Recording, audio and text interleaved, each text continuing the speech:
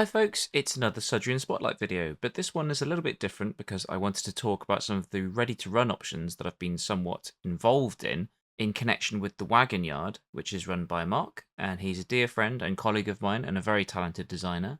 We wanted to bring some of the Sudrian Histories type designs to life.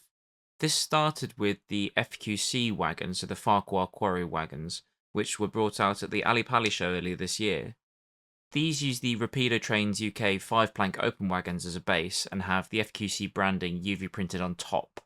The wagons come in a variety of different colours and they're made as blanks, so whilst the writing is UV printed, the colours are all sprayed and the ironwork is tampro printed, so it comes out really nice and crisp. These were a runaway success. I think Mark was, running home in between days at the show to try and print some more because people wanted them so much. So that was really, really good. And after that, we repurposed the SC RUFFEY decals that I did and sell on the Railway Mania shop. And we were able to print these on some spare 7-plank wagon bodies. I think they look great with the UV printing, and it's come out really well. I think there's been a few people who have weathered these, and they look really nice when they're bashed and scuffed and weathered. Yeah, it's just a really nice representation of the wagon. I think it's the closest design to the kind of wagon that might have been pulled apart by Oliver, being a wooden framed wagon, not metal framed. As well as this, Mark also took the opportunity to add an extra 2 products to the LBSC wagon range. This is the vans that we made through Rapido. And it felt like the appropriate prototype, considering that, Thomas is supposed to be an LBSC E2 tank engine. There may also be some wagons that found their way over from the London, Brighton and South Coast Railway to the northwest of England. These are intentionally quite generic in design and resemble some of the wagons that have been seen in the background of the books. There are a few Easter eggs on them though. Aside from the obvious return to branding, where one is going to Tidmouth and one is going back to Brendam, maybe it's for China Clay traffic.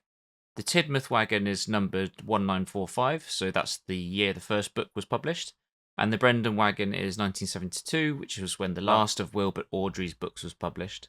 As well as that, the tear weights are references to Wilbert's birthday and Christopher's birthday. The latest one in this range is the Fred Pelham wagon, which is a 7-plank 1907 timber-framed wagon. This one is actually going to be made by the factory, so it won't be UV printed, it'll be tamper printed. The colour, I think, is quite good because it's quite orangey in the books, which isn't that realistic, but we think we found quite a good balance between something that looks bright enough to represent the wagon from the books and something that doesn't look too gaudy. This is one that I hadn't done before as a decal. This is a fresh design. Fred Pelham only appears in one image in the books and has actually been interpreted as Fred Pelhay rather than Fred Pelham by Mattel. So this is a fan work. It's not intended to be an official piece of merchandise. It's just from people who really like the books and want to model stuff that's in that same universe. So Fred Pele, Fred Pelham, we interpreted it as Fred Pelham. You can make your own mind up at the end of the day. I think this is going to be great. I've got one of these on order as well as the LBSC NW wagons and really looking forward to it. All of these wagons are exclusive to the Wagon Yards, so they are not going to be available from anybody else, but you can buy them either online or from the Wagon Yard in person at the many shows that they go to.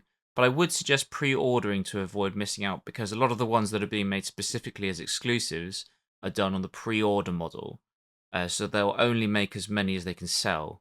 Hope you enjoyed that. I know it was a brief return to the Sudrian Spotlight format, but hopefully it gives a little bit of insight into stuff that I've been working on recently.